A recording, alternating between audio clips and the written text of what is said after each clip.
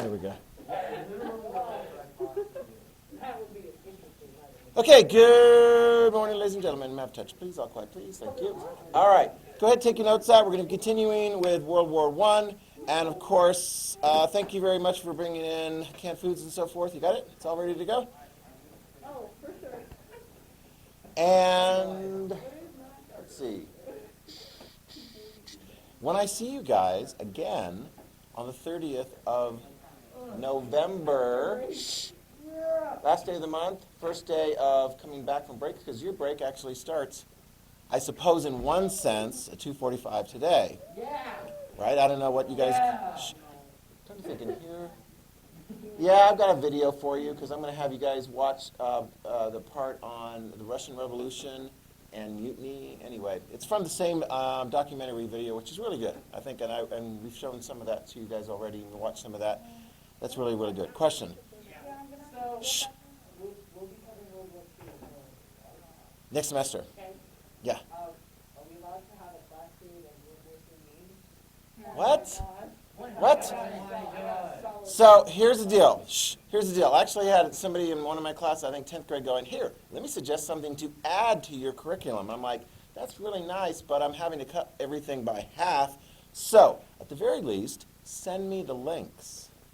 And so we could share that. So for example, World War I as a bar fight. We didn't have time to do that actually in class, but I put all the links there. You can watch the videos. They're actually, it's pretty fun. It's pretty interesting. It's pretty cool. It kind of helps it stick. It's kind of like, in your mind, you're like, Belgium was neutral at the beginning of World War I. Why? Because they got punched for doing nothing, for just being there, for being in the way between Germany and France. Yeah. I remember you Shh. bringing this up last year. Are we still going to watch some of those words this year? You know what? Three things. One, already taken care of. I got permission from the school board, right? So all I have to do is get the forms and everything and so forth. Second thing is problematic, and that's a timing element, okay? So it's like, for example, in my 9th grade class, I'm thinking, how am I going to do, like, the mission? You guys are like, oh, yeah, that really put me in a good mood. Remember the one where they all died at the end except for the little kids? Yeah, and their village was burned. Yeah, happy endings, but it's like, okay, I get the point, Mr. Hansen. History, genocide, Yeah, we got more of that coming for you later. Schindler's List, yeah, genocide. And, and Amazing Grace, which also, and those are very important in part because they help get students in the idea of like, wow, history sources, even film sources, aren't 100% accurate, which is something you guys are taking into account as you work on your history IAs. The sources, hopefully they're pretty good, but they're not 100% accurate. And you need to evaluate that as you're doing your paper, which, by the way, we'll set up a date for you, I think sometime within the week before it's due. Did you know it's due December 18th? You really want to do an awesome job. You want to have other people proofread it, shh.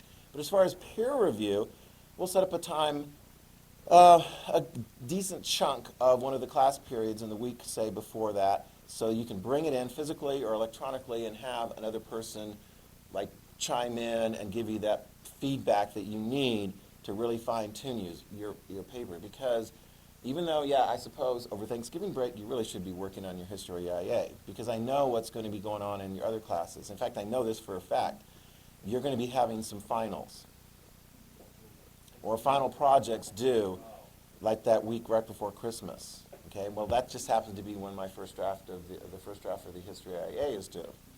So you're going to have to balance that out. My test for you, I'm not going to have a test for you that week before Christmas, but I'll have it that week at the end of the semester, which is whatever, the 16th through the 20th? No, I'm not. What the heck?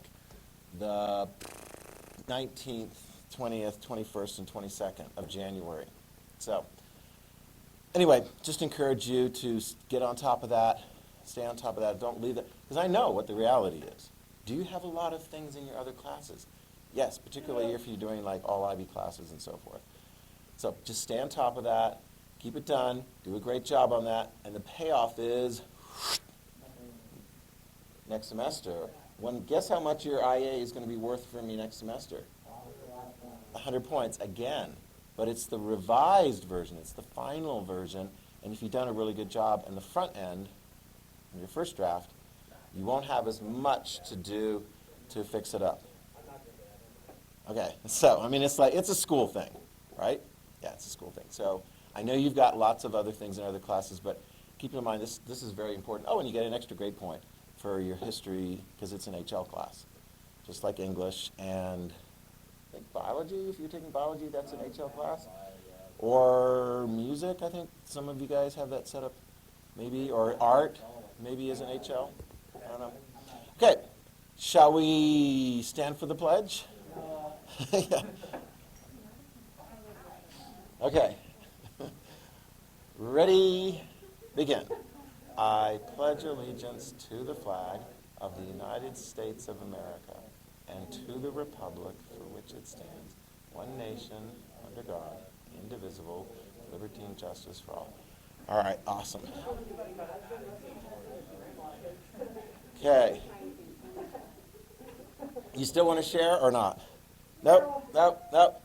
You're like, you have that little like, no, I'm not going to say. It was gonna be good at the moment, and then the moment got. Really? I realized. Yeah, that's good. That's called maturity. That's called a screen. That's called a buffer. I don't know. That's called, I'm sure it would have got some laughs, but they might have been ultimately at your expense. Exactly, yeah. I have students like that, still.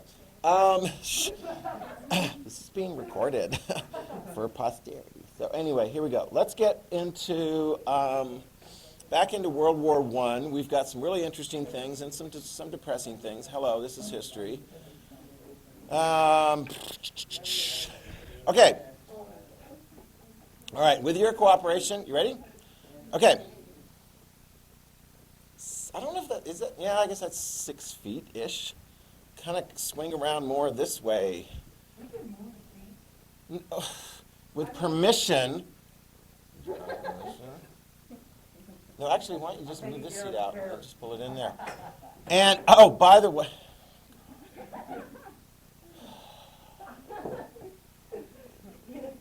By the way, I'll give you the story in 2 different classes, okay? Do you want to, 2 different classes, okay?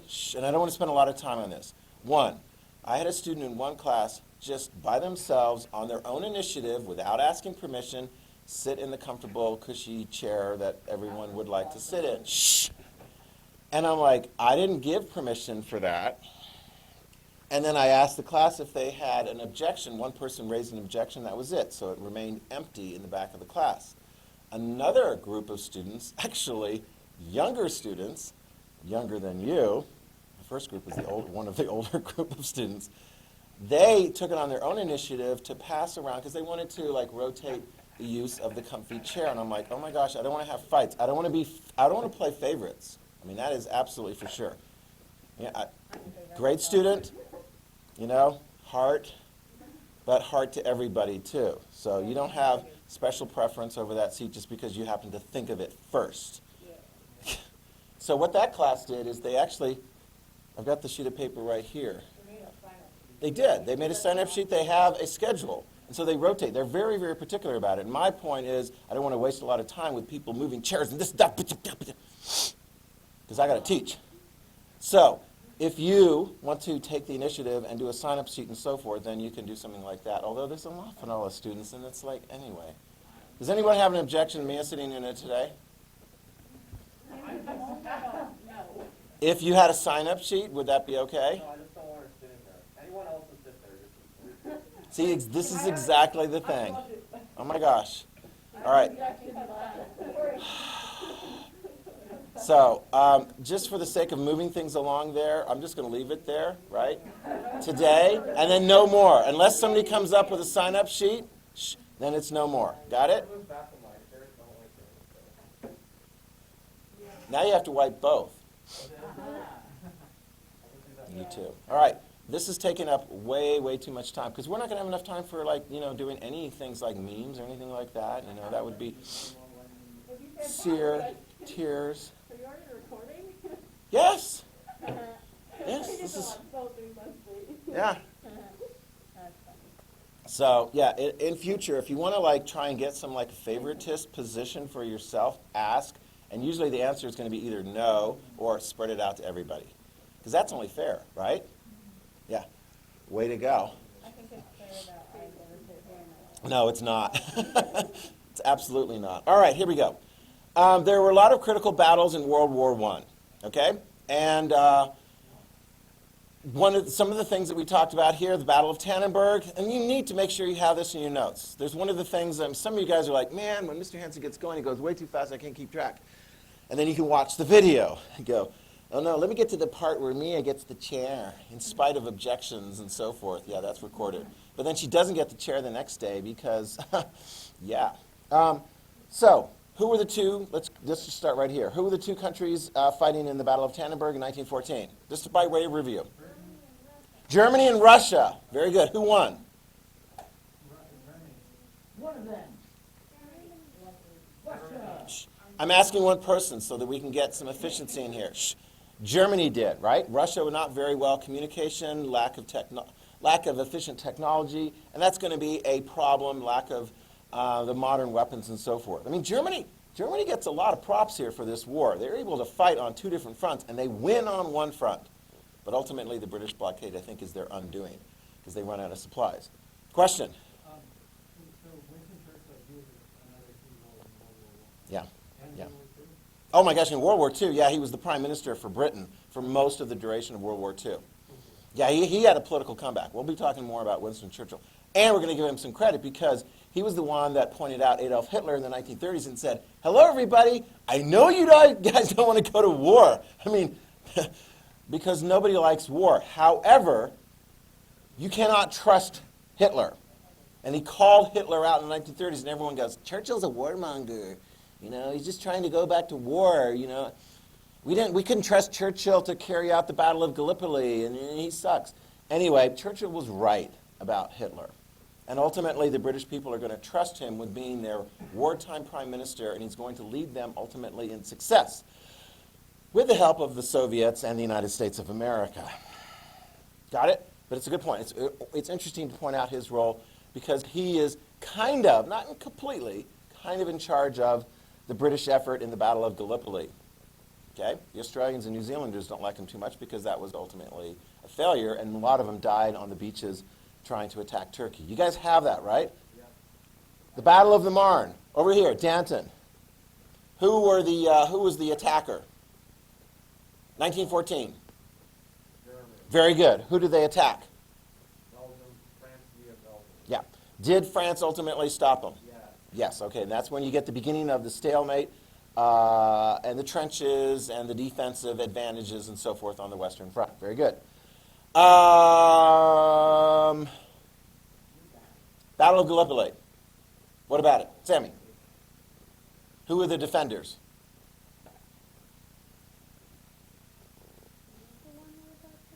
Yep. But you don't see Australia in this. No, I mean, Australia is the halfway around the world. Who are the defenders? Ottoman Turks, okay. Who's attacking? Attacking. Who's trying to kick the Ottoman Turks out of this area so that they can bring in forces up to kick the Turks out of the war and help reinforce the Russians? The British, right, with their navy, bringing their soldiers as well as Australians and New Zealanders. Got to nail this stuff down. And who had the advantage in that battle? The guys who were landing on the beaches or the guys who were in defensive positions looking down on the beaches? Those guys. Yeah, those guys, the latter guys, okay? So this was a failure. This was the one that Churchill got blamed for, okay? Battle of Verdun. Haley, who were the attackers? Or at least, who was on one side from the Central Powers? I'll give you a clue. They speak German. Not. Come on. Germany, good. Who was the main defenders in this particular battle? Very good. And what was the result? Winners. Trick question. Winners. Nobody. Right? Not much territory is going to be exchanged ultimately at the end of that battle. High casualties, both sides, yes. Victor, who won the Battle of Gallipoli? How do you pronounce it? Turkey. Turkey. Eventually the British are going to give up. They're going to be like, we're stuck on the beaches. We're not getting anywhere. Anybody still on the beaches? Get on the boat. We're going to go away. Does that make sense? Yes. If at first you can't succeed, try again. But if you still can't concede, figure it out, run away, retreat. You know, you're just going to end up dead. All right? Maya, Battle of the Somme. Mia, sorry. Battle of the Somme, 1916. Central Powers, which country? I'll give you a choice. Germany, Austria, Hungary, or the Turks? It's on the Western Front. Who's fighting it? Germany, very good. Who's on the other side for the Allies, primarily? You got a choice, British and French. Verdun is French. Somme is going to be mostly British. Winner, trick question. Right. Casualties, high, low. Very high, very good. All right, very good. So that's 1916. Battle of Château-Thierry and Moussaron. Evan, on the Western Front. Central Powers, who? France. Central Powers, who's doing the fighting? Germany, very good. Who were some of the main ones new, fresh to the field in 1918? Yes, America. Write it down. Yes, it should be in your notes. This was the last thing we covered. And did the Americans actually take some territory? Yes, and in some mindsets it's like, what a big victory, because we took some territory. Of course, you know, you look at it and they're like, that's not a lot of territory, but it's a movement. Were there high casualties? Yes, it's the Western Front. If you're going to go on the attack, you're going to get shot up by machine guns and sniper rifles. You are going to lose a lot of people. And of course, here's the thing. You get it back and forth. You know, you get the generals going, hey, we repulsed an attack. Let's get ready for a counterattack. And the soldiers in the trenches are going, seriously? We're going to do a counterattack? Are you kidding? All right, fine. You get a little bit here, and you get a little bit right there. Yeah, that's it. But, put this down, 1918. With the arrival of American troops, fresh troops, a lot of troops, more supplies, the United States is fully engaged in the war now. We're not just sneaking around selling stuff to the British and the French, making profits off it. We actually got our skin in the game now. At this stage, the Germans are really starting to starve badly. They get the message, and by November 11th, 1918, they will quit the war. Got it? Even though the Allies have not pushed into Germany at all by that time. But the Germans kind of see what's going to be happening if they keep this thing going on any longer. So they quit. Okay? So the winners, United States, Britain, France, and our allies, but not Russia. Yeah, World War I was a bar fight. I love this one because at the very end of it, they say the United States enters the bar fight late, picks up a chair, whacks Germany, and pretends like it was the only one that had defeated Germany. Very, very clever. I mean, it's a very subtle critique of America. We're like, yeah, of course we won the war. Like World War II, we came in late there too. Boom, Japan. Boom, Germany, right? We get all the credit for beating Germany? Yeah. No, most of the credit is going to go to the Soviet Union, but that's next semester. Who gets most of the credit for beating Japan? We do, yeah, we do. Okay? All right, here we go. Now, the home front. Here we go. The home front. On your bullet points and so forth, we've got the technological developments covered, tactics and strategy covered, air, land, and sea. That's one of the IB things. We actually kind of infiltrated that into everything else. Was air significant?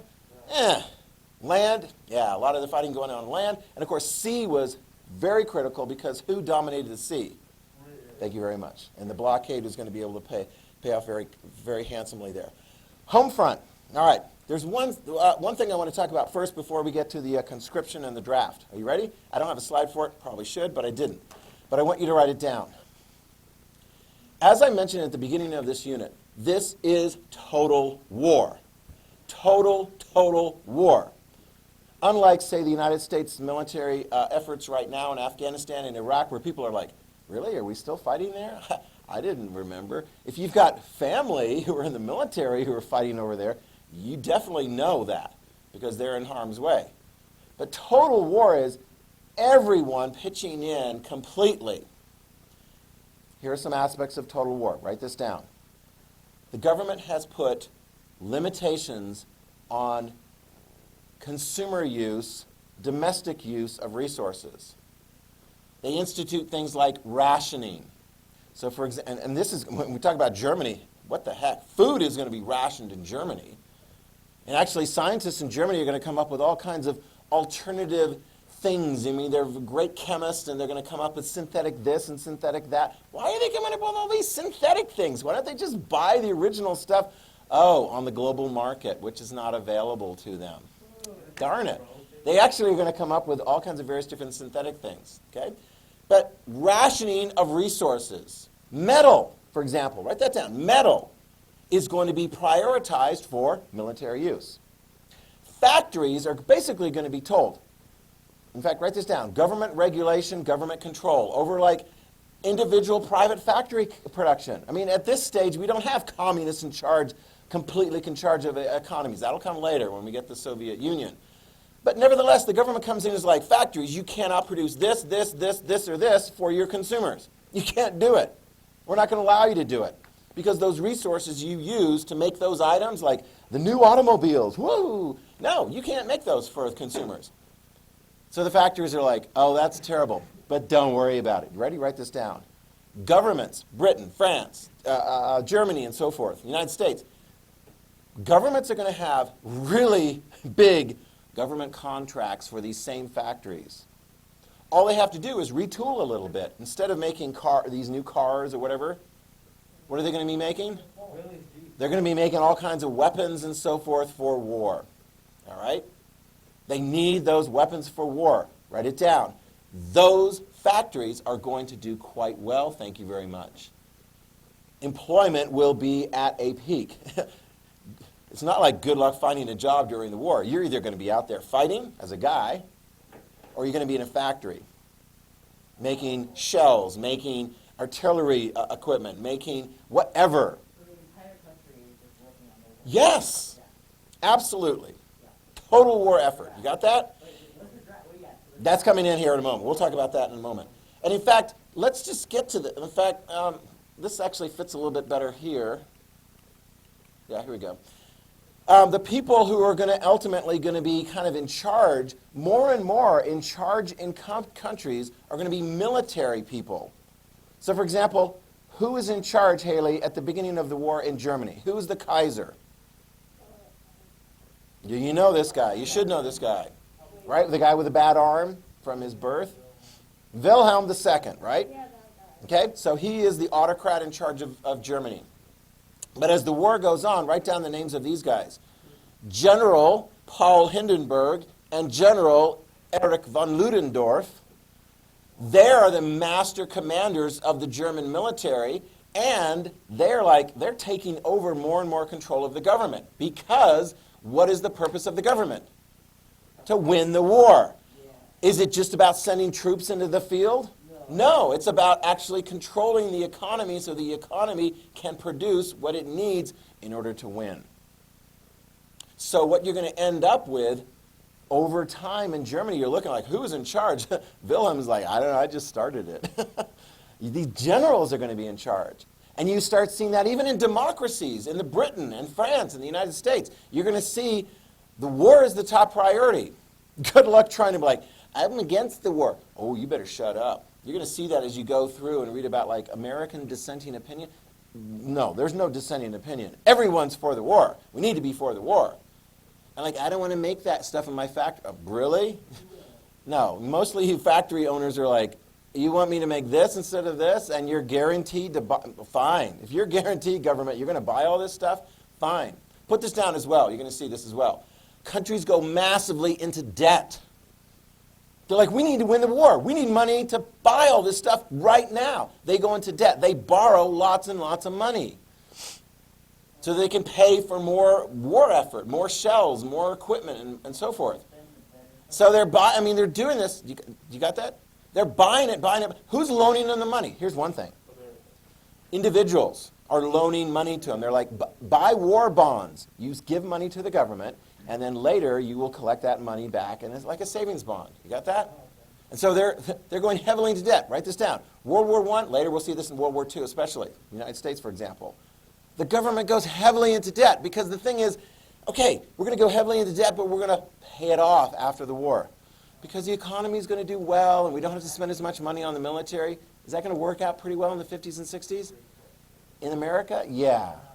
Because if your economy does well, then it's kind of like, okay, we can pay down the debt, or at least the economy grows so we can pay that off. Hang on, just one more point. Right now, is the government going heavily into debt? Yes. What is it? War? No, it's war on COVID. We are going heavily into debt because we got lots of people who are unemployed. We've got a real effort to come up with vaccines and come up with ways of treating COVID and so forth. Oh my gosh, have you noticed how much the debt has gone up in this country? And for what cause? For us. We've got a crisis right now. We're borrowing a lot of money to pay for it so we can get through this crisis. And hopefully everything will work out fine when the crisis has gone and we're all healthy and moving forward. Because otherwise, if people lose their jobs, I mean, what's the government going to go? You suck, you know? We'll try that in the late 1920s when a lot of people lose their jobs, and it's like, is the government going to come in and give unemployment benefits and so forth? No. That's why we're going to have Franklin D. Roosevelt elected as president in a landslide in 1932, because he's going to say to the American people, hey, you lost your job? I want to do what I can to help pay, to give you some kind of security. All right? Anyway, go. Could you please explain, like, world debt, like specifically, like, why it's called that? Is it, like, World debt?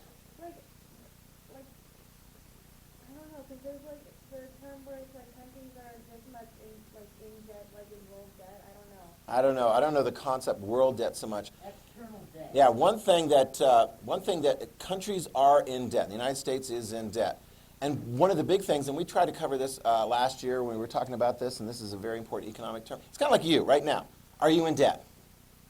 Probably. Are you? Do you know? Have you got loans taken out? I don't know. All right, let me ask you this question. Do you anticipate in the next 5 years that you're going to be in debt? Probably, okay? Maybe for like student loans and so forth. And actually, shh, please. If things work out well for you, maybe do you want to buy a house someday? You're going to be in debt, right? It's probably going to be like something like a 20, 30-year mortgage, right? But here's the deal. Shh. Here's the deal.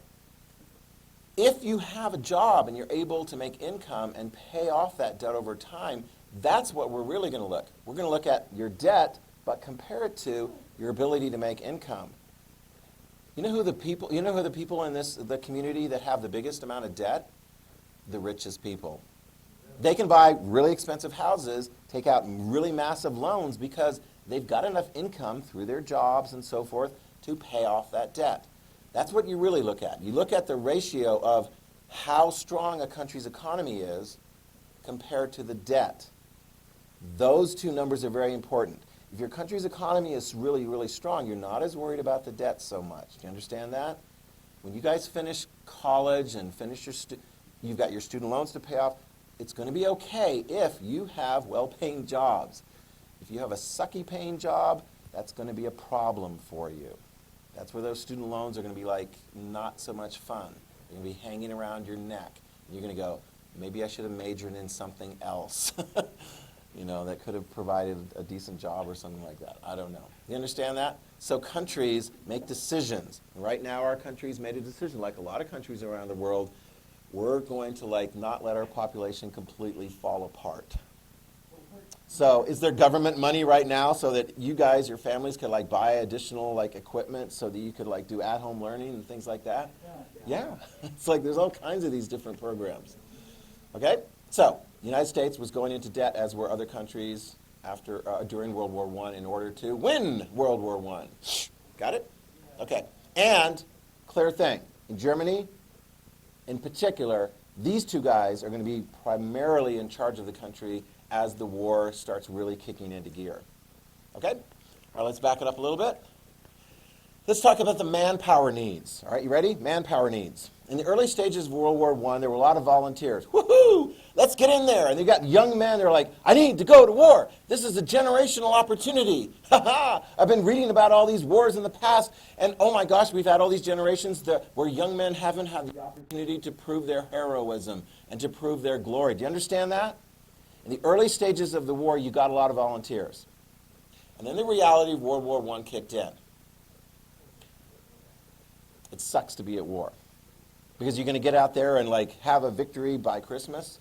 No, it's going to drag on.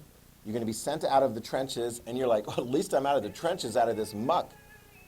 Okay, you need to turn your thing off. There we go. Thank you, Haley. That has been recorded for posterity. Is that your phone? Turn your phone to mute. That scared you. How about being in a trench for like 5 days, getting boom, boom, boom, and you're like, wow, war sucks. Put this down. Eventually, in these countries, fairly soon thereof, they're not going to have enough people volunteering. And they're going to have to institute a draft. Write it down. The draft. It's called forced conscription. Only men, young men at first, they'll bring in some other ones. Yes, I know. Only men, and they're going to be drafted, forced to go into the military. Got that? Yeah, and it's like as you move into World War I, you might be like, that doesn't sound like much fun. Shh. Okay? Here's a quick scenario. I did this with the other students as well. Today we don't have a draft. We haven't had a draft since the Vietnam War. The initial stages of the Vietnam War, we had enough people who were in the military already, but as we got into a further conflict, we needed additional resources. And so there were a lot of young men, unless they were at college, that was an exception, who were drafted. Women were not drafted during the Vietnam War era. And so men who were drafted, World War II, men were drafted into the United States military. In fact, my dad, when he graduated from high school, 1944, he's looking around and he's going like, I'm going to get drafted. Pretty high likelihood. Because the draft kind of works like this. 365 opportunities, okay? As in days of the year. If your birthday number comes up, it's like a bingo. It's like a really high-stakes bingo. Ding, ding, ding, ding. Oh, your birthday month. Everybody who has your birthday is drafted. All the guys. So there is one thing you can do in advance of the draft. You can volunteer. Now, there is an advantage, I suppose, in volunteering, because in volunteering, you may have an opportunity to get into the branch of the military that you prefer, as opposed to the one that has needs. You ready? We're going to go into the future. 2020 was like, oh, that was a walk in the park compared to, who knows, whatever year this is. The United States is at war. The United States needs people. There's not enough volunteers. You could volunteer, but there's not enough volunteers. We've reinstituted the draft. And maybe in our modern mindset, y'all women are eligible for the draft too. Because if you want to be in the military today, you can be in the military today. And you can do just as much as the men were doing. Not back in World War I, but today. So y'all are eligible for the draft. But before that comes up, we got 5 military services. I suppose the Space Force is one, but anyway, we're going to hold off on that. We got 5. You ready? Raise your hand if you want to volunteer for the Coast Guard. Nope, okay. Oh, we got one. You're in the Coast Guard? Why did you volunteer for the Coast Guard? Okay, nobody else did. But you have no, qualitative reasons for volunteering for the Coast Guard? I'll do anything, really. He'll do anything. He's like, I don't know, that sounds cool. Defending the coast, not a bad choice. Defending the coast can be hard work, but you're not as likely to engage in combat with the enemy. Boom. Next one. Air Force. Any of you guys volunteer for the Air Force? You're already in the Coast Guard, dude. No. I mean, my dad was in the Navy during World War II, and then afterwards he was in the Air Force and the Air Force Reserve. Shh. He's going to bounce around from one to the other. It's like, check, check, check. So Air Force. Anybody who'd volunteer for the Air Force? Why the Air Force? Flying is cool. Are you as likely to be involved in combat with the enemy? No. In fact, the modern Air Force, you might be in a big, huge barracks in the desert in Nevada operating like remote drones. If you're actually flying over in bombers, dropping bombs, you're going to be pretty far away from the combat field and so forth. All right, who was left? Who's still left? Okay, you're not left. You're already in the Coast Guard. Son, you have signed your papers. You are now property of the United States government.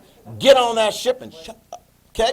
Anyway, so when your term is up, like 2 years, 3 years, whatever the amount of time is, then you can switch over if you want. All right, so we're still there? Is it just one person left? Okay, we got 2 people over here. Let's see. We got you haven't either? No, there's no Space Force yet. We're going to operate drones and so forth. We're going to get Terminator craft up there flying around to defend us. All right, here we go. Navy. Anybody sign up for the Navy? All right, Navy. You go to Navy. Why Navy? Get on a boat. I don't want to be on the front line. I think you're getting the point. The other class, they were like, And so by the time we was like, nobody was volunteering for much of anything. And so we filled all the quotas, and so we still needed plenty of people in the Army and the Marine Corps. In the Army and the Marine Corps, they're going to be, the highest casualty rates are going to be the Army and the Marine Corps, especially when we get to like the Marine Corps in World War II. You're going to be on ships being delivered to beaches throughout the Pacific, where the Japanese are going to defend the heck out of those islands, and you're going to have really high casualties. The Army is going to be on the field engaging in combat with German forces, and those German forces know how to fight. Yeah, that's Army. Yeah, that's going to be Army for the most part, too. Okay? All right, let's move on. Oh, put this down as well. Some countries, Britain, write this down. Britain, for example, is going to have some difficulties with conscription in some parts of their areas. Britain, Canada, for example. Because sometimes there's going to be some people, as part of their territory, they're going to go, I don't really want to be in the military. During the Vietnam War, if you were a young man in the United States and you weren't in college and so you were draft eligible and you got the invitation, actually the directive from the United States government, greetings, they'd say, you need to show up at this place where you will now be part of the United States military. Hang on. If you didn't want to do that, you're going to be in violation of the law. Many of those young men went to Canada for the duration of the Vietnam War. And eventually, President Carter, I think we covered this last year, President Carter issued a pardon, a clemency, an amnesty for all of those young men who had violated the law. He's like, whatever, it's over, come on back. You're not going to be sent to jail for that violation of federal law in evading the draft, okay? So, in Canada, let's see if we can figure this out. French speakers or British or English speakers are going to be more resistant to the draft? French, very good. French, we've covered this before in the 9th grade. The French have a history of sort of being treated, they would certainly say, and they could point to evidence, as second-class citizens in the history of Canada and so forth. Okay, so they're going to be a little bit reluctant. Although you're like, hey, you're going to go over and defend France. And they're like, you know, my French relatives came over to North America in the late 1600s or 1700s. I don't have that much connection to France anymore other than the language. Ireland, write this down. Oh, the Irish Catholic were not very happy about being drafted into the British military to go fight for Britain. And in fact, we'll see this at the beginning part of a later unit, the Irish War of Independence will get cracking during World War I. They're going to hit the British while the British are like, you know, engaged in fighting in World War I. So you're not going to get a lot of Irish Catholics going to be interested in being drafted because they're not real happy about being part of the British Empire. And they're less happy about going over and fighting for the British Empire. Do you understand that? Okay, so next, women. We need women. All the countries need women. The men are off fighting in the war. So we need women in the factories. Now, women, write this down. They are helping in the war effort, nursing capacity, ambulance drivers and so forth, but not up at the front lines. I don't think there's too many Mulans that are going to be up there in the front lines mucking it out with infantry guys in the trenches. But they are going to play an absolutely critical role in war production. They're going to fill those positions in the factories to help produce all that is needed for their countries. You got that? And it's dangerous work. Yeah. And actually, the irony is when the war is over, are all those women going to stay in those jobs? Not so much. A lot of the women are going to go back to the traditional things. And you'll see that happen again in World War II. More of the women will stay in the jobs after World War II. But you're not going to see that kind of equivalency in employment until more and more modern times. Dangerous work. Stuff blows up. They're working with all kinds of very high explosive things. Things blow up. Even just high explosive things that don't explode emit chemicals that just make you kind of sick. They call them canary girls in the British factories. Canary girls. Why? Because they sing while they work, like little, seven dwarves and so forth. Whistle while they work? No! Why are they called canary girls? Because their skin was starting to turn pale, ugly yellow from breathing in the fumes from these toxic chemicals that are necessary in order to build the weapons. Didn't they put in like safer work conditions? It's like, no, we got to get things done. We need to get these armaments. The war is being done. The men are fighting on the front lines. Do you understand the equation there?